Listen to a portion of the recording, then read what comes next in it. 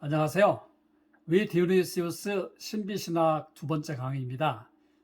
지난번에 우리는 신비신학이 기독교에서 그리고 종교에서 어떻게 사용되었으며 디오니시우스라는 이름이 왜 위가 붙었을까, 그리고 그 이름이 어떻게 시작되었을까를 간단하게 살펴보았습니다. 오늘은 위 디오니시우스가 기독교에서 얼마나 중요한 위치를 차지했는가를 간단하게 설명하고 나서, 사실 첫 번째 강의에서 말씀드렸듯이 디오니시우스라는 이름 안에 몇 가지 이렇게 다른 이미지들이 섞여 있거든요. 마치 우리가 마리아올로지, 마리아론에 대해서 이야기할 때 두세 명의 마리아의 이미지가 겹쳐 나타나듯이 디오니시우스의 이미지 안에서도 몇 가지 이미지가 겹쳐나는데, 그런 것들이 어떻게 우리에게까지 전달되었는지를 한번 살펴보고자 합니다. 디오니시우스가 역사상에 등장한 것은 6세기였습니다. 530년경에 사도행전 17장에 나오는 바울의 직계제자로 역사 가운데 처음 등장을 했습니다. 그리고 그 디오니시우스가 가짜였음을 밝혀내기까지는 천년의 세월이 흘렀습니다. 그 사이에 디오니시우스는 중세의 중심 도시 파리, 지금은 그 세느강을 중심으로 파리라는 거대 도시가, 세계적인 도시가 자리하고 있는데, 그 도시가 시작될 무렵에 그 도시의 소성인으로 시작이 되었던 것이죠. 이후에 카롤린거 왕조의 핵심적인 사상적 지주로 자리하게 되었죠. 지금도 디오니시우스를 기념하는 생드니 수도원과 성당은 파리의 북쪽에 지하철로 접근할 수 있는데요. 북쪽에 위치하고 그 위에 이제 북쪽 지역에서 파리에서 독일 쪽으로 그 요소에 당시 카롤린거 왕조들의 궁전들이 자리하고 있었던 거죠. 그 모든 과정에 디오니시우스는 카롤린거 왕조의 사상적 지주로 자리했고, 로마 문화를 배경으로 삼은 아우구스티누스, 우리가 예전에 어거스틴이라고 알고 있는 아우구스티누스와 함께 중세 최고의 사상적 권위자로 자리매김을 합니다. 이 점이 이제 한국의 개신교인들에게는 익숙하지 않은 개념인데요. 저희들은 일반적으로 아우구스티누스, 어거스틴이 중세 기독교의 거의 모든 영역을 포괄했다고 저희들이 배우고 있었죠. 하지만은 중세 천년의 사상적 지주는, 나중에 저희가 이 두 분의 사상적인 것을 한번 비교 한번 해보겠습니다. 아우구스티누스라는 한 귀둥이 있었고, 거기에 쌍벽을 이루었던 사상과 신학자가 바로 위 디오니시우스였습니다. 위 디오니시우스는 특별히 수도원과 중세 교회 예전, 리처지라고 부르죠. 지금은 개신교는 사실 예전이 많이 약한데, 가톨릭이라든지 비잔틴 쪽의 예전이 또 상대적으로 개신교에 비해서는 굉장히 강하지요. 그 예전이 형성되는데 아우구스티누스와는 비교할 수 없을 정도로 사실은 절대적인 영향력을 미쳤어요.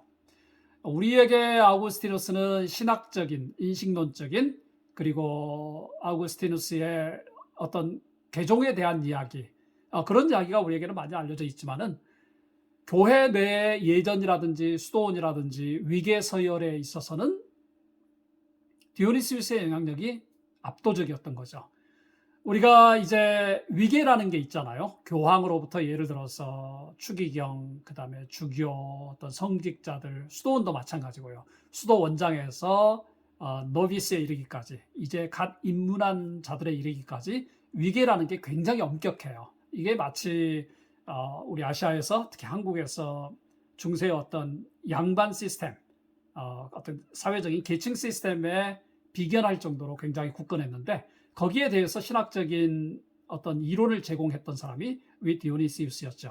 그래서 그의 사상은 교회의 울타리를 넘어서서 우리가 알고 있는 중세 캐스트 제도, 어떤 봉건 사회의 신분과 사회적 위계에까지 영향을 미치게 되었고요. 교회 내 성직자와 수도원의, 그리고 수도사들의 위계와 관련된 이게 이제 일종의 시스템 구축이죠. 물론 디오니시우스가 나가서 시스템을 구축한 적은 없어요. 모두가 그 사람의 개인적인 삶에 대해서는 거의 알고 있지 않기 때문에, 그 사람이 예를 들어서 디오니시우스가 어떤 종교적인 실천을 했고 구체적으로 어떤 개인적인 특징을 지니고 있는지는 사람들이 거의 몰라요. 하지만은 지금 신비신학을 비롯해서 디오니시우스가 남긴 책은 우리가 인식하고 있는 범주를 훨씬 뛰어넘어서 중세사회 전반에 막강한 영향력을 발휘했다는 거죠. 최소한 이제 14세기, 15세기 들어서 인문주의가 본격적으로 등장하기 전에 이처럼 막강한 영향을 끼쳤던 위 디오니시우스. 사실 그는 루터가 자신에 대해서 퍼붓는 비난 속에서도 여전히 빛을 발휘합니다. 루터에게도 디오니시우스, 그리고 특별히 클라이르의 베르나르 많은 영향을 미치지만은 루터는 상대적으로 이제 디오니시우스에 대한 비평을 이렇게 꾸준하게 하는데, 그럼에도 불구하고 종교 개혁자들의 사상 안에서도 사실은 디오니시우스가 여전한 힘을 발휘하게 됩니다. 인문주의자들의 비평적 연구가 사실은 이제 원전에 대한 연구들이잖아요. 비평. 그러니까 중세 때 뭔가 비평을 한다는 것은 쉽지 않았어요. 근데 인문주의자들은 인간의 이성이라든지 우리의 어떤 비평적 사유에 의해서 기존 텍스트를 분석하는 거죠. 그게 반드시 종교에 있어서 부정적인 것만은 아니잖아요. 뭐가 진실일까? 뭐가 원본에 가까울까? 진짜 예수의 sayings들, 예수님이 직접 말씀하셨던 구절은 무엇일까? 이걸 밝혀내는데 이제 인문학자들이 크게 공헌을 하는 거죠. 그리고 사실은 에라스무스도 마찬가지지만은 인문학자의 경우 기본적으로 어떤 교회에 대한, 그러니까 교회가 키워낸 인물들이 나중에 인문학자가 되는 경우가 초창기에는 특별히 많았죠. 그런 연구를 통해서 위 디오니시우스가 사실 1세기 인물이 아니었다는 사실을 밝혀내게 되죠. 그럼에도 불구하고 위 디오니시우스는 아리스토텔레스와 아우구스티누스와 함께 종교개혁 초반에 기독교 사상에 굉장한 영향을 미칩니다. 예를 들어서 마틴 루터 같은 경우는 자신의 주석이나 책을 통해서 자신에게 영향을 끼쳤던 세 사람을 이렇게 빈번하게 강조를 합니다. 자신의 표현에 하면 영어 표기어하면 The Philosopher, 그러니까 그 철학자는 우리가 알고 있다시피 아리스토텔레스였고요. 그리고 종교개혁자 모두에게, 심지어 오늘날 우리 개신교에게 지대한 영향을 끼치는 아우구스티누스, 그리고 위 디오니시우스는 굉장히 중요한 등장인물로 거의 모든 대화를 이끌어가는, 사실은 이렇게 중요한 역할을 하게 되는 거죠. 이제 위 디오니시우스가 어떻게 그런 가공할 만한 영향력을 중세 기독교 전반과 신비신학에 미쳤는지를 이제 우리가 본격적으로 한 단계 더 깊이 들어가 보려고 합니다. 그래서 오늘 전체적인 강의는 위 디오니시우 삼색조의 전설, 삼색조니까 세 가지 색깔이 있지 않습니까? 그 전설이 어떻게 이렇게 하나가 돼서 중세인들에게 제공이 됐는지를 한번 살펴보려고 합니다. 첫 번째는 이제 사도행전 이야기겠죠. 아무래도 사도행전에 바울의 제자의 제자로 등장하기 때문에 학문이 이렇게 이제 발전된 지금에 와서는 디오니시우스가 실제로 어떤 사람이었는지를 밝혀내는 것이 쉬울 것 같은데 결코 쉬운 일이 아니에요. 지난 2000년 동안 디오니시우스가 누구였는지에 대해서는 사실 제 스승인 로렘 스님도 말씀을 하셨고 저도 동의하지만은 결코 쉬운 일이 아니었습니다. 그만큼 인문주의가 디오니시우스가 진짜 바울의 제자가 아니었다는 것을 밝혀냈는데 실제로 그가 어떤 인물이었는지에 대해서는 지금도 사실은 잘 몰라요. 그렇다면 디오니시우스는 도대체 어떤 사연을 지녔을까요? 그리고 어떤 사연을 지녔길래 중세 기독교와 신비주의 신학에 그렇게 막대한 영향을 미칠 수 있었을까요? 앞에서 말씀드렸지만 디오니시우스가 기독교 문헌에 처음 등장한 것은 사도행전 17장에서입니다. 기독교의 토대를 형성하는 과정에서 가장 큰 공헌을 했던 사람은 그 누구도 아니고 바울이었어요. 그리고 바울은 우리가 잘 알다시피 사도행전에 1차, 2차, 3차 전도 여행을 하면서 초대 예루살렘의 반경을 넘어선 확장된 기독교의 틀을 놓게 되죠. 특별히 바울이 2차 전도 여행 때 디오니시우스라는 인물이 처음 등장합니다. 바울이 한 번은 그리스의 아테네, 성경에는 아덴이라고 나와 있죠. 아테네 그리스예요. 그리스니까 당시에 얼마나 사실은 철학적으로 사상적으로 많이 발전을 했겠어요. 기독교인들은 기독교만 중심으로 이제 예수님의 중요성만 중심으로 이해하다 보니까 당시에 그리스 로마의 어떤 사상과 건축과 문화에 대해서 이렇게 간과하기가 쉬운데 사실 그리스는 막강한 어떤 사상적인 중심지였죠. 아테네에 이제 바울 선생님이 도착을 했는데 자신의 동역자요 제자인 실라와 디모데를 거기서 기다리게 됩니다. 예전에는 뭐 교통도 좋지 않고 지금처럼 핸드폰이 없는 시절에 연락 자체가 기다림의 연속 아니었겠어요? 다마스커스에서 회심이래 바울은 복음의 열정으로 굉장히 가득 차 있었죠. 그냥 쉽게 표현하면 복음에 미친 사람이었습니다. 그 똑똑한 사람이 나름대로 굉장히 체계적인 공부를 많이 했던 바울이 예수님의 다마스커스에서 그런 어떤 종교적 회심을 하고 나서는 정말 복음을 전하지 않고서는 견딜 수 없는 사람이 되었고, 유대인들의 회당과 장터에서 바울은 만나는 사람마다 예수를 전했습니다.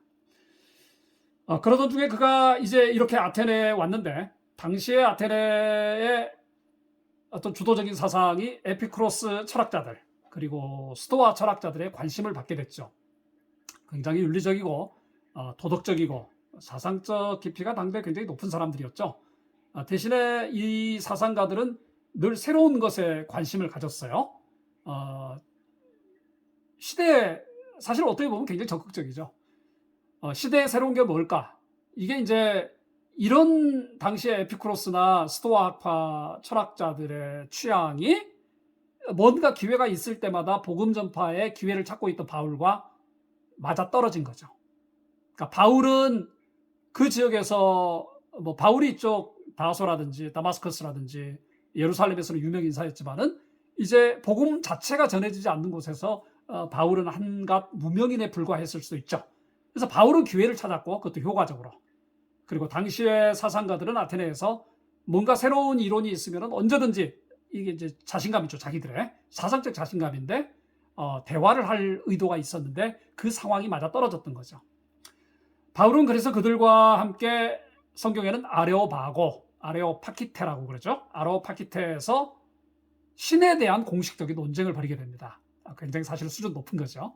그리고 어떻게 보면은 그들의 문화의 중심 주제를 바울이 끄집어내서 복음을 그들의 문화 가운데서 놓고 이제 논쟁을 벌이게 되는 이런 토론회가 펼쳐지는 거죠.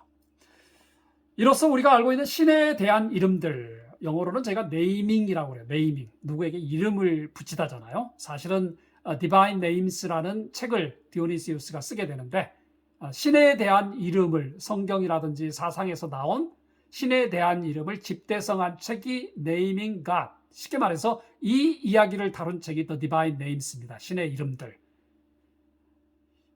이 아레오파기테의 아덴에서의 당시 사상가들하고 논쟁은 어떤 의미에서는 신에 대한 이름을 논하는 역사상 최초의 기점이 되는 거죠. 이 사건은 단순히 바울이 복음을 전하는데 그리고 디오니시우스를 만났다는 데 의미가 있는 게 아니고 기독교와 그리스 사상의 만남이 본격적으로 진행된 시점으로 아주 중요성을 갖는 거죠. 에피쿠로스 철학자들은 기원전 342년에 태어나서 272년경에 죽었던 에피쿠로스라는 사람의 사상에 기초해서 이후 600년 동안의 제1원리를 포함한 제1원리니까 The First Cause 아니겠습니까?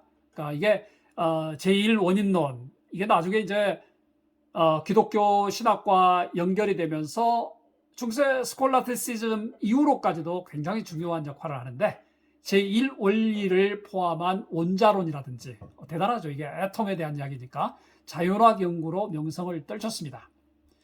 기원전 3세기에서 기원후 1세기 사이에 활약했던 이후에 스토아 철학자들은 지혜와 윤리에 기초한 세계 시민으로서의 인간의 삶을 강조하죠. 예전에 저희가 중고등학교 다닐 때 마르쿠스 아울렐리우스 당시에 필로소퍼 앤 엠퍼러였죠. 철학자였고 어떤 왕이었던 황제였던 마르쿠스 아울렐리우스 뭐 이런 분들이 예를 들어서 이런 당대의 스토아 철학자들의 지혜와 윤리와 정치와 종교와 삶에 대한 입장을 잘 보여줬다고 할 수 있죠. 제가 지난주에 학생들 이렇게 영어 지문을 좀 봐주다가 마르쿠스 아울렐리우스의 지문이 있어요. 사실은 지금은 예전에 비해서 이런 철학적인 교육을 아마 좀 덜 할 것 같아요. 느낌에. 굉장히 어려운데 저는 그 글을 보니까 굉장히 기쁘더라고요. 이들은 특별히 이제 금욕적인 절제와 개인의 행복을 강조를 하죠. 도덕적으로 굉장히 사실은 수준이 높죠. 새로운 문화와 문물을 유통하는 당대 학문의 중심지 아테네 아니겠습니까? 뭐 도시국가로서도 중요했고 많은 사상가들을 배출을 했던 것이죠. 아테네 사상가들이 기존 유대교하고는 분명히 다른 바울의 주장에 관심을 기울이는 것은 전혀 이상한 현상이 아니었겠죠. 그러니까 이 시대는 이미 헤브라이즘이라고 불리는 유대교, 굉장히 오랫동안 유대교가 형성이 되어 왔기 때문에 아테네 사상가들도 기본적으로 유대교가 뭔가에 대해서는 이해하고 있지 않았을까요? 당시 지중해 문화권이니까. 그런데 이제 기독교는 엄밀히 말하면 유대교하고 많이 다르잖아요. 그러니까 저희들은 구약이라는 것을 기독교하고 강조점은 약간, 그러니까 예수님 이후의 기독교하고는 강조점이 약간 다르다는 것은 인정을 하지만은 구약에 있는 그대로 개신교, 특별히 기독교는 받아들이잖아요. 받아들이는데 남들이 볼 때는 사실 그렇지는 않잖아요. 야훼 하나님 어디 갔지? 크리스토 센트릭. 그러니까 예수님만 남기고 나머지 것들은 잘 보이지 않는, 그러니까 외부인이 볼 때 그렇게 보이지도 않을까요? 그래서 바울이 주장한 게 헤브라이즘 유대교하고 뭔가 비슷한 것 같은데 가만히 또 들어보면 다를 수 있었다는 게 당시 아테네 철학자들의 입장 아니었을까요? 결국은 이들의 요청을 받아들인 바울이 이제 자신이 발언할 시간이 됐겠죠. 성경은 에피쿠로스나 스토아 학파가 어떤 주장을 했는지는 기록을 하고 있지 않지만 우리가 일반적으로 알고 있는 이야기들을 아마 하지 않았을까요? 그리고 나서 이제 바울이 발언할 시간이 되니까 바울은 사실 똑똑했던 사람이죠. 테클라 행전에 보면은 제가 번역해서 우리 시리즈에도 나와 있습니다만은 대머리 아저씨 바울이죠. 인물이 그렇게 잘생겼던 것 같지는 않아요. 그런데 굉장히 똑똑했고 순발력도 강해서 의지력도 강했고요. 이제 바울은 순발력을 발휘해서 함께 토론을 벌이던 사상가들을 포함해서 그리스인들이 갖고 있는 원초적인 종교심을 지적해내죠. 그러니까 핵심을 집어낸다는 말이죠. 뭐 주변적인 이야기가 아니라 어떻게 하면 내가 그리스인들이 기독교의 하나님을 이해할 수 있을까? 예수님을 이해할 수 있을까? 그 근본적인 타겟을 바울은 이제 지적을 해낸 거죠. 우리가 그리스와 로마 신화에 나오는 수많은 신의 이야기를 언급하지 않더라도 그레코 로만 문화는 종교에 사실은 깊이 뿌리박고 있지 않습니까? 바울은 그 지역에 있던 알지 못하는 신에게라고 이름이 붙은 종교적 재단을 지적해내죠. 이게 이제 순발력이죠. 그러니까 제우스 신부터 무슨 바다의 신 포세이돈, 뭐 우리가 다 알 수 없을 정도의 신이 많잖아요. 심하게 말하면 잡신이라 할 정도로 신이 많은데 그 중에 하나가 이제 신이 알지 못하는 신에게 unknown god이 되겠죠. 그 신의 이름이 붙은 것을 보고 바울은 그걸 캐쳐내죠. 그리고 나서 그들이 소위 말하면 알지 못하고 위하는 것을 이방인, 바울 자신이, 그러니까 아테네에서 보면 이방인이잖아요. 이방인인 자신이 설명하겠다고 제안을 합니다. 이 담대한 제안에 대해서 아테네 사상가들은 굉장히 이제 열광했지 않을까요? 당시 수많은 신을 갖고 있던 그리스인들에게 알지 못하는 신은 사실은 여러 신 중에 하나에 불과했겠지만은 바울은 이 신을 기독교 종교와 그리스 사상에 접촉적으로 삼았던 거죠. 그러니까 우리가 선교를 할 때 일반적으로 피선교지와 복음을 전하는 선교사들 가운데 어떤 컨택 포인트, 그러니까 뭔가 연결해서 쉽게 이렇게 아이스 브레이킹을 할 수 있는 접목점을 찾으라고 강조하잖아요. 그런 점에서 이미 바울은 기독교 복음과 그 다음에 그리스 사상 사이에 기가 막힌 접목점을 하나를 찾아낸 거죠. 이렇게 기가 막힌 바울의 순발력과 적응력을 보여주는 사건이 이때 벌어집니다. 그리고 바울은 유대 기독교 전통의 핵심이었던 창조주 하나님을 이제 설명을 하겠죠. 그리고 자신이 믿는 하나님은 당신들이 이렇게 손으로 지은 것 같은 전에 계시지 아니하시고, 사도행전 17장에 계속 이어지는 본문들입니다. 소위 말해서 사람의 손으로 섬김을 받으시는 것이 아니니, 그리고 우리가 가장 우리 책에서 중요한 알지 못하는 신에게 같은 구절들을 바울은 연이어 해석을 해나갑니다. 이 중에 눈에 띄게 등장하는 개념은 알지 못하는 신이라는 것이죠. unknown God. 알지 못하는, unknown. 사실이 알지 못하는, 우리가 첫 번째 강의에서 말씀드렸던 무지의 그룹에서도 굉장히 중요하죠. 이 개념은 우리가 쉽사리 유추할 수 있고 디오니시우스의 신비신학을 포함하는 책들 가운데 이제 계속 맞닥뜨리게 되는 부정신학, 네거티브 디알로지, 부정신학의 등장을 예고했는지도 모릅니다. 이와 함께 우리 논의에서 더욱 중요한 구절은 아마 사도행전 17장 28절 앞부분인 것 같아요. 우리가 그를 힘입어 살며 기동하며 존재하느니라. 이 구절은 사실은 성경에서 처음 사용된 게 아니죠. 이 구절에 따르면 인간은 그분, 즉 하나님 안에서 호흡하며 살고 모든 움직임을 이룰 수 있으며 신과의 관계에서 규정되는 인간으로서의 존재의식을 갖는 거죠. 사실 굉장히 필로소피컬, 철학적 개념이죠. 이를 달리 표현하면 우리의 모든 것이, 그러니까 인간의 모든 것이 그분, 하나님 안에 있다는 것이죠. 그런데 제가 말씀드렸지만 이 표현을 제일 먼저 사용한 사람은 성경이나 디오니시우스가 아니었다는 거죠. 이 표현은 원래 피타고라스, 기원전 582년부터 500년까지 살았던 피타고라스, 아주 유명한 분이잖아요. 그리고 플라톤, 그리고 에픽테투스 같은 그리스 사상가들이 이미 대를 이어서 사용해 왔습니다. 그리고 이제 기독교 신학자인 바울이 이를 다시 언급하고 있다는 것이죠. 어떻게 보면 바울의 인문학에 대한 지식, 당대 사상과 철학에 대한 지식의 일면을 우리가 볼 수 있지 않을까 하는 생각이 들어요. 이건 이런 메시지도 좀 주겠죠. 우리 현대 목회자들이나 신학자들이 예를 들어서 주일 설교하는데 일반적인 사상이나 철학을 인용해서 성도들에게 머리를 아프게 할 필요는 없죠, 굳이. 하지만은 필요가 있을 때 일반의 학자들이나 사상가들이 논할 수 있을 정도의 주제에 대한 파악을 신학자나 목회자들이 하고 있다면 좀 더 낫지 않을까요? 그런 생각을 우리에게 제안해 줄 수도 있겠죠. 바울은 생소한 유대 기독교를 아테네 사상가들에게 그들이 친숙한 자료와 그들에게 익숙한 언어와 그들이 좀 고상하다고 생각되는 뭔가 있어 보이는 시적인 이미지들, 포에릭 이미지들을 사용해서 문화적인 접촉점을 만들려고 시도했을 수도 있겠죠. 요즘의 표현을 빌자면 문화적인 접목과 성교를 시도한 것으로도 볼 수 있겠죠. 이어지는 구절도 이를 잘 뒷받침하는데요. 바울 선생의 말입니다. 너희 시인 중 어떤 사람들의 말과 같이 우리가 그의 소생이라. For we are indeed his offspring. 이 구절은 사실 그리스 스토아 학파의 시인이었던 아라투스, 이분은 기원전 315년부터 240년 사이에 살았던 분인데요. 아라투스가 아주 오래전에 사용한 적이 있었습니다.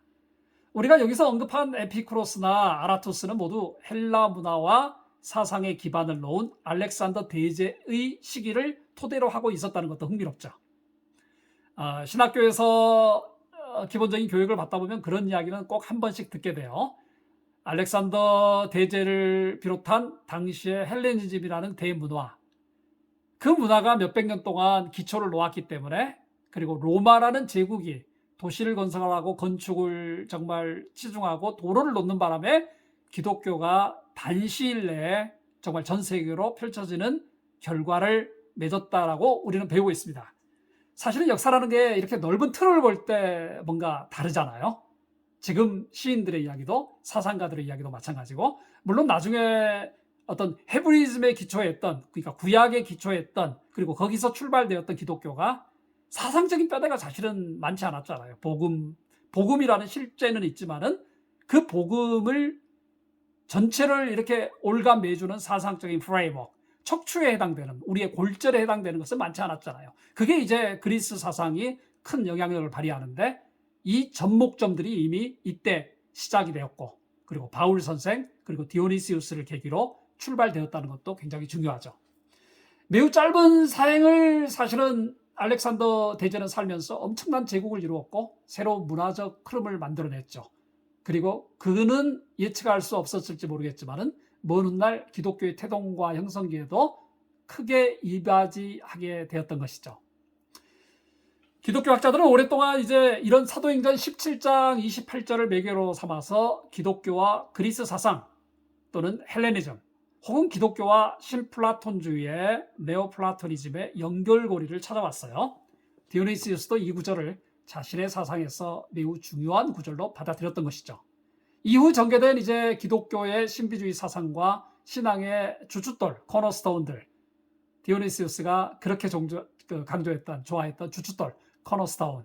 사실 그리스도가 코너스톤이잖아요. 코너스톤이라는 게 이렇게 양쪽에서 가로와 세로가 만나서 기둥을 만들고 건물을 지탱하는 주춧돌이 코너스톤인 거죠. 이게 첫 번째 디오니시우스의 이미지입니다. 그러면 두 번째로 디오니시우스와 다마리스의 이야기로 한번 넘어가 볼까요? 다마리스.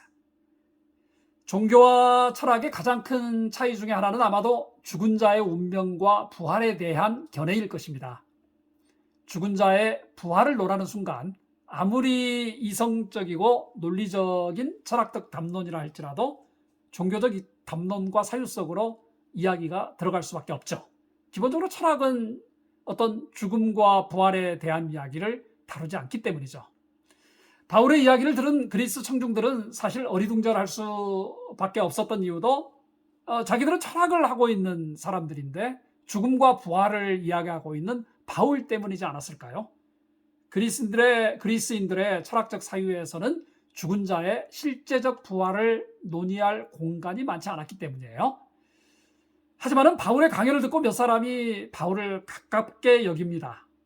우리는 아주 간단하게 성경에 기록되어 있기 때문에 얼마나 가깝게, 사실 성경이 2000년 전 이야기인데 우리는 삼국유사나 삼국사기나 고려 왕조실록보다 훨씬 더 우리에게 가까운 것으로 이해하게 되죠. 그만큼 우리에게 이제 친숙한 이야기니까. 하지만 시기적으로 보면 굉장히 멀리 떨어진 시기라서 그때 자료가 얼마나 남아있을지는 사실 굉장히 논란이 되고 있어요.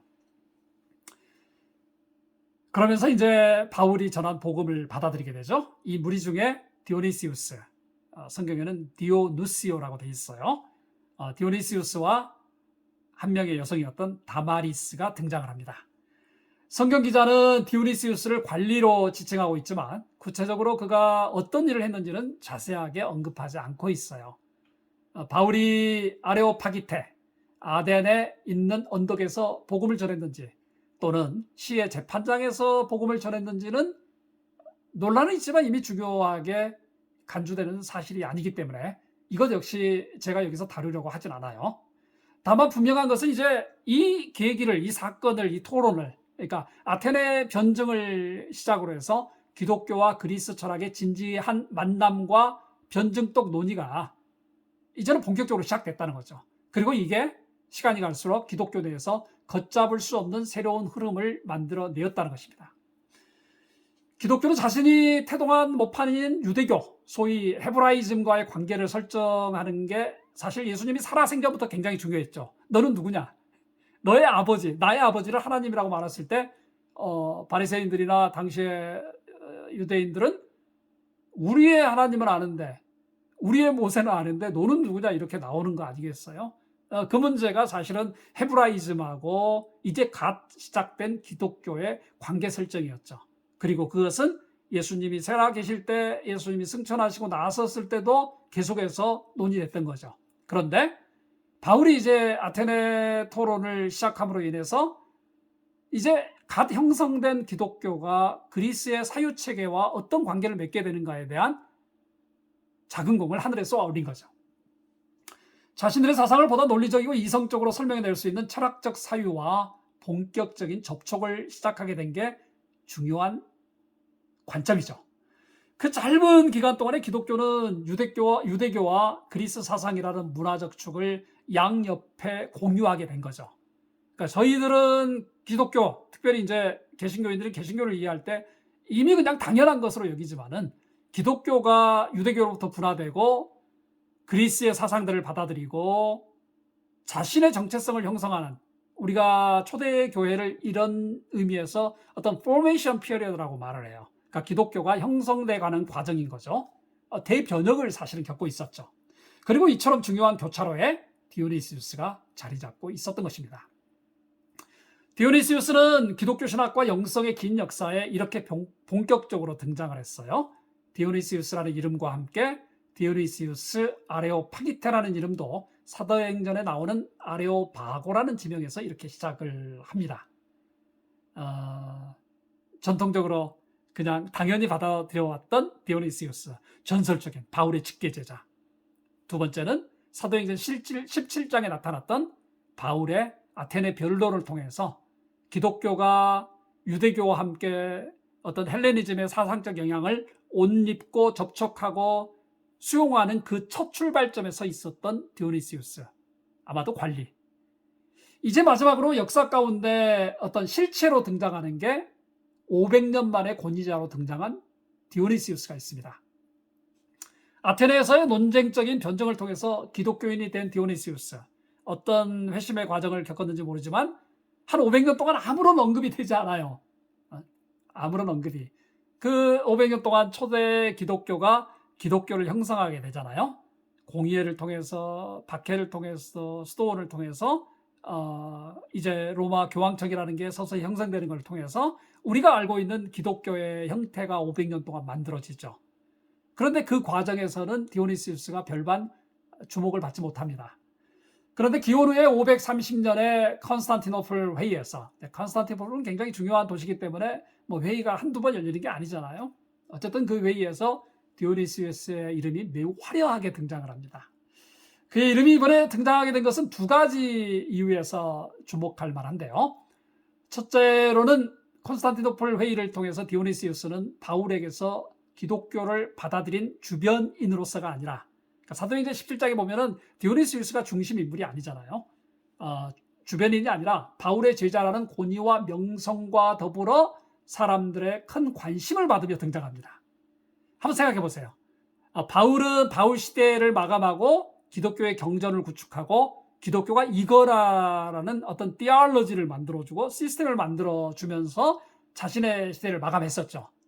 근데 금방 오실 것 같았던 예수님은 뭐 여전히 오시지 않았고 그 이후에 수많은 정치적 박해, 실제적인 박해, 뭐 이런 사건들이 이제 500년 동안 지속이 됐는데 그때 주목을 받게 된 디오니시우스는 전혀 다른 권위를, authority를 가지고 명성을 가지고 사람들 앞에 등장하게 되었던 것이죠.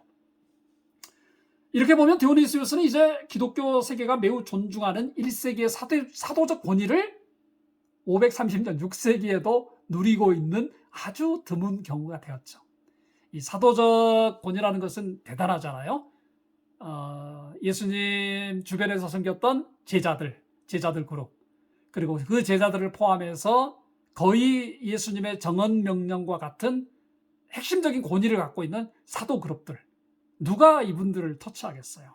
그런데 바로 디오니시우스는 그런 권위를, 바울을 이렇게 의존해서 빙자한 건 아니고요. 바울을 이렇게 같이 제자로서 그러니까 바울의 제자로서 등장하면서 이런 권위를 누리게 됐죠. 그리고 이런 믿음은 우리가 잘 논리적으로 이해가 안 되지만 이후 1000년 동안 중세 유럽에서 그 누구도 바울의 제자의 제자로서, 바울의 직계 영향을 받은 제자로서 그 권위에 의심할 수 없었던 거죠. 둘째로 이제 등장하면서 재밌었던 것은 그의 이름과 함께 저서가 등장을 합니다. 이게 흥미롭죠? 분명히 500년 동안 가만히 있었는데 디오니시우스가 썼다는 저서들이 나온 거예요. 그에 대한 주석이 연달아 나온 거예요. 그리고 6세기 중반 팔레스타인의 주교였고 기독교 신학자였던 스키토폴리스의 존, 그러니까 스키토폴리스의 존이라는 것은 여러분이 알다시피 존은 그냥 흔한 사람 이름이잖아요. 프랑스어로 자크 하면은 자크가 존이잖아요. 그러니까 뭐 어느 마을에 누구 이런 의미예요. 블랙스미스, 뭐 스미스라는 이름도 무슨 쟁이잖아요. 그렇죠? 대장쟁이, 칼쟁이 할 때 우리는 이제 스미스라는 이름을 붙이듯이, 그러니까 누군지는 잘 모르지만 스키토폴리스라는 지역에 살았던 어떤 존이라는 사람이죠. 이 스키토폴리스의 존이 처음으로 디오니시우스의 저작을 번역하고 소개를 합니다.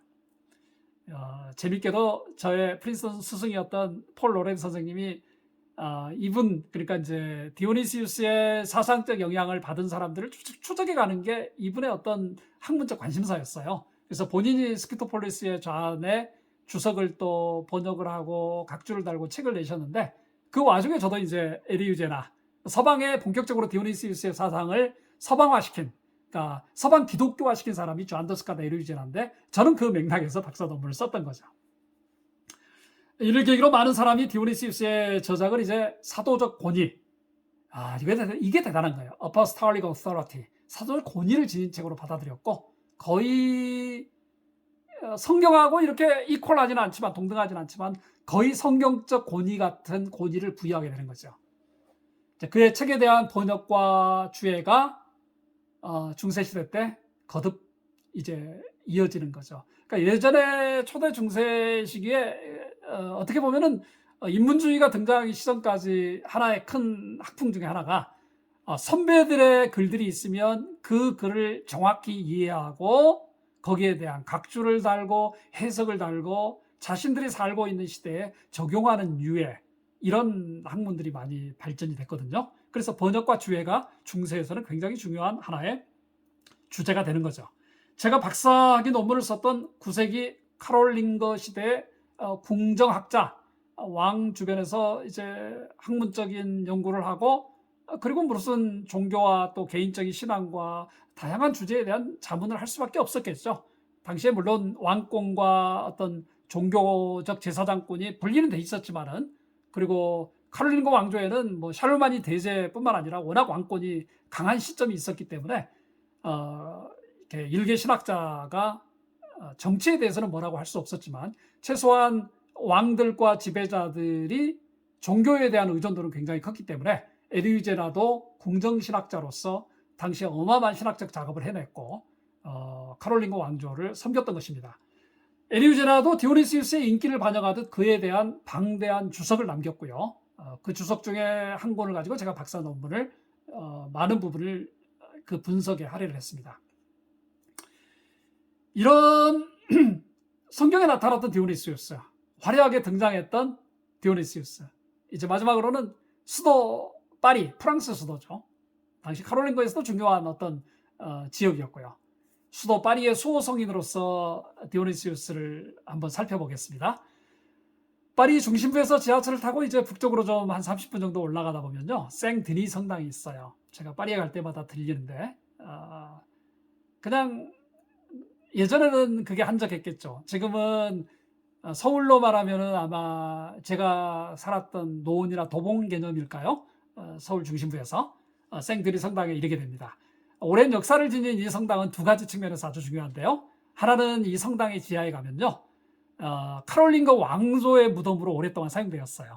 그러니까 예전에는 이제 왕들이 대관식을 하는 곳들이 있고, 이런 랭즈라든지 이렇게 중심, 아니면은 노틀담 드 파리에 나오는 파리 시내의 노틀담 대성당이라든지 왕의 어떤 즉위식을 하는 공간이 있고, 이제 죽으면 이렇게 이제 성당에 모시는 안치하는 그런 공간도 있는데, 생드니는 오랫동안 카롤린거 왕조의 무덤으로 사용됐어요. 그러니까 지금도 가시면 여러분들 지하에서 잘 정리되어 있는 무덤들, 또 설명서들을 볼 수 있거든요.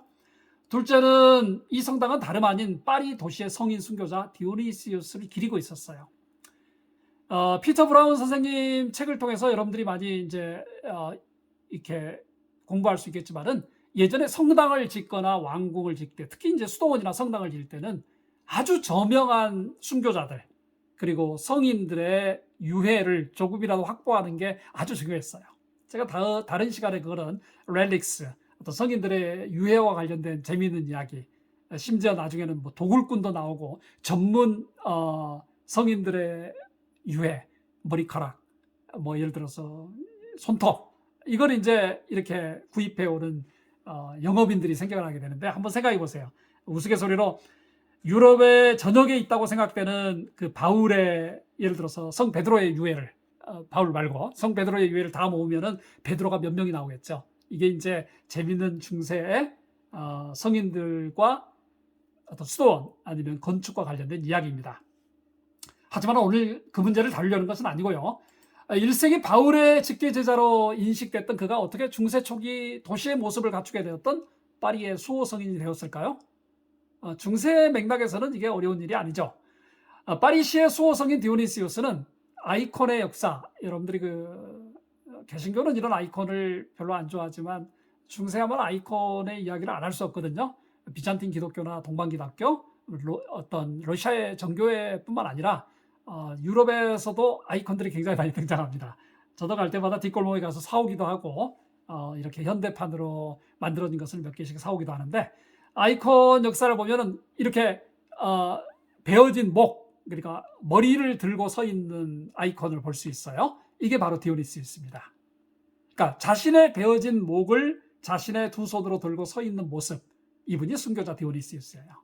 바로 이 디오니시우스가 파리 중심부를 흐르는 세느 강변에서 복음을 전하다가 목이 잘려 순교했다는 전설이 있기 때문입니다. 아니, 이분이 어떻게 살았고 어떤 신앙을 가지고 있었는지도 모르는데 뭐 이런 전설까지 시작되었다는 것은 중세인들의 상상력이죠. 세계적인 3대 순례 성지인 콤포스텔라, 이 스페인에 있는 이 콤포스텔라도 뭐예요, 이게? 아주 그 야고보, 예수님의 형제 야고보가 어느 날 800년대 그 앞바다에 떠내려온 거예요, 시신이. 부패도 안 하고. 그래서 이제 그 야곱의 유해를 기초로 해서 콤포스텔라에 대성당을 짓게 되는데, 중세인들의 전설이죠. 그리고 중세인들의 낭만이었고 이야기였죠. 어쨌든 간에 이런 연유로 해서 디오니시우스는 파리의 수호 성인이 됐던 거죠. 말씀드렸지만 중세시대에 새로운 도시가 건립될 경우 사람들은 자신들의 도시와 어울리는 성인들의 이야기와 그들의 유해의 일부죠. 뭐 유해는 이미 뭐 다 썩었거나 아니면 다 이렇게 산산조각 났지 않겠어요? 이리 흩어지고 저리 흩어지고. 유해를 확보하는 작업부터 시작을 합니다. 제가 중세를 연구하는 학자들과 함께 정부 지원으로 산티아고 순례길에 대한 연구를 하고 논문을 쓴 적이 있는데, 재밌는 이야기가 많아요. 그러니까 이야기를 구입하는 팀들도 있어요. 우리 이제 동네, 우리 도시에 이런 대성당을 지으려고 하는데, 큰 성당을 지으려고 하는데 이야기가 필요해요. 그러면 순례길을 따라다니면서 순례자들의 각종 이야기를 들어서 이게 우리 도시에 맞겠다 하면 그 이야기를 이렇게 형성을 해서 다시 도시로 가져오는 경우도 있고요. 이게 중세의 삶이었습니다. 어떻게 보면 더 설득력 있고 매력적인 도시를 건설하기 위해서는 이제 무시할 수 없을 정도로 성장을 해버린 거죠, 기독교가. 비평적인 사람은 이걸 기독교의 타락이라고 볼 수도 있겠지만, 당시 기독교는 중세에 있어서 중세인들의 삶을 좌지우지하는 그 정도가 되지 않았겠습니까? 성장해버린 기독교의 성인들의 유해나 신비한 이야기를 돈을 주고서 어떤 장사꾼들을 통해서 전문 도굴꾼들을 동원해서 가져와야만 했던 시절이었습니다. 그래서 심지어 도시와 교회를 대신한 전문적인 유골 도굴단이 등장을 했고요. 국제적인 판매 단체들까지 이제 생겨나게 된 거죠. 이런 점을 고려할 때 파리의 수호 성인으로서 디오니시우스가 자리매김을 한 것은 전혀 허무맹랑한 일은 아니라고 볼 수 있겠죠. 한번 정리해 볼까요? 삼색조 인물 슈도 디오니시우스. 우리는 디오니시우스에 관한 몇 가지 이미지를 이제 확인하게 되죠. 첫 번째는 바울의 직계제자. 나중에 이제 이게 허위라고 발표되는 거죠. 두 번째는 파리시의 수호 순교자 성인. 그러면 세 번째는 뭘까요? 진짜 모습은 무엇일까가 이게 세 번째인 것 같아요. 제가 앞에서도 굉장히 많은 이미지를 말씀드렸는데, 저희가 현재 20세기 후반에 21세기에 디오니시우스에 대해서 갖게 되는 진짜 이미지는 무엇일까? 아마도 시리아의 기독교의 어떤 수도원의 수도사였다는 게 저희 학자들의 현재의 추정입니다. 우리는 역사학적 방법론을 사용해서 이러한 사실들 사이의 연계성을 규명할 만한 공간과 여유는 이 작은 책에 없습니다. 그렇게 어렵게 책을 쓰면 또 독자들이 잘 안 읽어요. 지금도 제 책에 나름 생소한 이야기들이 많은데, 다만 이런 유사한 사실들을 규합한 통합적인 이미지가 중세시대에 덜어 등장했다는 점을 언급하는 것으로 넘어가야 될 것 같아요. 나중에 제가 마리아나 테클라나 이 이야기를 할 때도 우리가 알고 있는 중세 메리아올로지, 마리아의 이미지는 기존에 있던 전혀 다른 세 명의 마리아, 그 마리아가 합성된 게 중세 마리아론의 핵심으로 자리하고 있다고 우리 학자들은 보고 있거든요. 기독교의 세계 3대 순례주 중에 하나인 스페인의 산티아고 드 콤포스텔라의 수호 성인인 야고보가 이와 비슷했고요. 예수의 제자인 야고보의 유해가 8세기 어느 날 바닷가에서 발견되면서 이 도시는 야고보의 도시가 되었어요. 이슬람 세력의 등장으로 안정적인 통행로가 막혔던 예루살렘과 로마를 대신해서 한때 이 스페인의 산티아고 성지길은 최고의 순례지로 사실 호황을 누렸어요. 지금도 우리나라 사람들도 많이 이제 오가거든요. 스페인의 북쪽 해안가를 따라서 걷는 것은 되게 재미있거든요. 한 40일 정도 걸린다고 그래요. 이 시대의 시간과 공간을 논리적으로 연결하는 것보다는 시공간을 뛰어넘는 1세기의 야고보와 8세기의 야고보가 결합된 종교적 내러티브가 사실은 산티아고 드 콤포스텔라의 순례길과 성전 건축 이야기에 더 큰 힘을 발휘하고 있었죠. 중세 여성 중에 가장 유명했던 마리아도 이런 복합적인 이미지를 한 몸에 담고 있었어요. 창녀, 나사로의 누이, 심지어 예수의 어머니 마리아의 이미지가 혼합되어 중세시대 마리아에 대한 독특한 삼색조의 이미지가 만들어졌죠.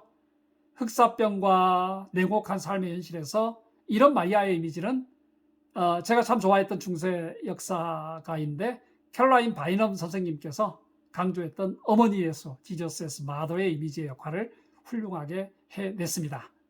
이제 마지막 좀 정리해 볼까요? 여전히 전설적인 미지의 디오니시우스. 여전히 전설로 남아있는 것 같아요. 제가 죽을 때까지 뭐 새로운 게 안 나올 것 같은데요. 이분 개인과 관련해서는. 5세기 후반과 6세기 초반에 활동한 시리아 수도사, 이게 저희가 알고 있는 그분에 대한 개인적인 이해의 전부입니다. 15세기 접어들어서면서 인문주의가 이제 본격적으로 등장을 하고 그리스와 로마 고전과 문명에 대한 비평적인 연구가 진행됩니다. 우리 역설적으로 성당학교를 비롯해서 이제 대학이 등장하게 되고 당시의 인문학자들, 많은 경우 대부분 기독교와 연결이 돼 있었죠. 이분들이 이제 주관적이고 객관적인 연구를 해내면서 하나하나 비평적 작업을 더해가는 거죠. 그 과정에서 1000년 동안 이제 베일에 쌓여 있었던 디오니시우스의 정체성이 마침내 한 겹, 두 겹 벗겨지기 시작합니다. 그리고 그가 쓴 것으로 추정되는 텍스트의 진정성, 사실 본문의 진정성은 굉장히 중요하잖아요. 어떤 authenticity, 그리고 역사적인 사실에 관한 진지한 연구들이 그동안에는 범접할 수 없었던 디오니시우스의 저작들의 진위성, 그 저작들이 진짜 어떤 사도적 권위를 갖는가에 대한 도전장을 내밀게 되죠. 이것은 마치 태양이 지구를 돈다는 천동설이 정말 오랫동안 간직되어 오다가 이제 지구가 태양을 돈다는 지동설로 바뀌는 것과 같은 획기적인 변화였습니다. 저희들은 수천 년의 역사를 이렇게 아주 심플하게 보기 때문에 가끔 우리가 뭐 이렇게 단계 나이테별로 연구할 상황과 시간이 안 되잖아요. 그러기 때문에 이런 급격한 변화들을 당연시 받아들이는데 얼마나 많은 긴장감 넘치고 스릴 넘치는 변화의 계기들이 있었겠어요. 당연하게 그가 갖고 있던 사도적 권위와 신비적 면모도 점차 퇴색하기 시작했습니다. 마침내 이제 연구자들은 중세 1000년 어간에 자리 잡아온 디오니시우스가 사도행전의 디오니시우스와 다른 위 디오니시우스였음을 밝혀내기에 이르렀죠. 그런데 말이죠, 한번 인식된 이해는 쉽게 없어지지 않은 것 같아요. 그래서 전혀 다른 이야기지만 세뇌 교육을 받은 사람이 죽을 때까지 거기서 벗어나기가 힘든 것 같아요. 그렇다고 해서 그때까지 믿어온 디오니시우스가 구체적으로 어떤 인물이었는지를 인문학자들이 밝혀낸 건 아니에요. 이러한 난제는 이후 500년 동안 동일하게 지속됩니다. 20세기 후반에 진행된 중세를 포함한 다양하고 왕성한 학문적인 발전, 이게 이제 중세 연구의 붐도 결국은 1950년 이후, 조금 더 구체적으로 말하면 1980년대경부터 정말 엄청나게 폭증하죠. 학문적으로 이렇게 폭발하는, 특히 중세 연구에 있어서 이때도 디오니시우스에 대한 연구는, 개인에 대한 연구는 그렇게 많이 진행되지가 않습니다. 그의 정체성에 대해서는 한 걸음도 못 나가죠. 우리는 디오니시우스가 이제 5세기 후반 아마 6세기 초에 활동했던 시리아 기독교에 속한 어떤 수도사였다는 사실 외에는 사실 지금도 명확하게 밝혀낸 것이 거의 없습니다. 그렇게 추정할 뿐입니다. 이런 의미에서 우리가 알고 있는 디오니시우스 개인에 대한 어떤 성격, 성정, 아니면 그 사람의 종교적인 역할, 또 금욕주의, 영성, 이런 걸 논의한다기보다는 우리가 그분이 남겼던 오랫동안 어떤 바울의 직계 제자 라인에 속했던 사도적인 권위를 지녔던 그분이 썼다고 간주되는 저작들이 끼친 영향을 연구하는 게 우리에게는 현실적으로 가능하고 추천할 만한 공부 방법인 것 같아요. 그래서 다음 시간에는 제가 세 번째로 위 디오니시우스의 저작에는 5종류밖에 안 되지만 어떤 것들이 있는가를 살펴보고 그게 중세 기독교뿐만 아니라 오늘날에게 우리에게 어떤 연구의 주제들을 주는지를 한번 살펴보도록 하겠습니다. 여러분들 좀 잘 따라오셨어요? 제가 쉽게 설명하려고 천천히, 제가 좀 마음이 급한 사람이라 보통은 말도 빠르고 그런데 천천히 한번 하려고 애를 썼습니다. 어려운 주제라도 여러분들이 한번 듣고 또 들어주시고, 그리고 여기에 대한 좀 반응을 보고서 이제 조금 더 열심히 이 주제를 다룰 것인지 또 다른 주제를 다룰 것인지도 제가 좀 이렇게 같이 고민해 보면 좋을 것 같아요. 이 의미는 여러분께서 신비주의, 이게 사실 어려워요. 밖에서 한두 마디 보고 이해할 때는 쉽지만 여기에 대해서 진지하게 같이 공부도 해주시고 또 격려해 주시면 또 이런 류의 강의들이 좀 전문적인 차원에서 계속해서 지속되지 않을까 그런 생각을 합니다. 오늘 또 여러분 모두 해피하시고요. 가끔 시간 되실 때 뭐 차에서나 개인적으로 시간 되실 때 이렇게 라디오 방송 듣듯이 틀어놓으시면 좋을 것 같고요. 그리고 여러분이 만약에 또 질문이 있거나 이러면 언제든지 저희 카톡이나 또는 문자로 여러분들이 문의해 주시면 제가 또 열심히 연구해서 그 결과들을 여러분들과 함께 나누도록 하겠습니다. 자, 오늘도 감사합니다. 다음 시간에 뵙겠습니다.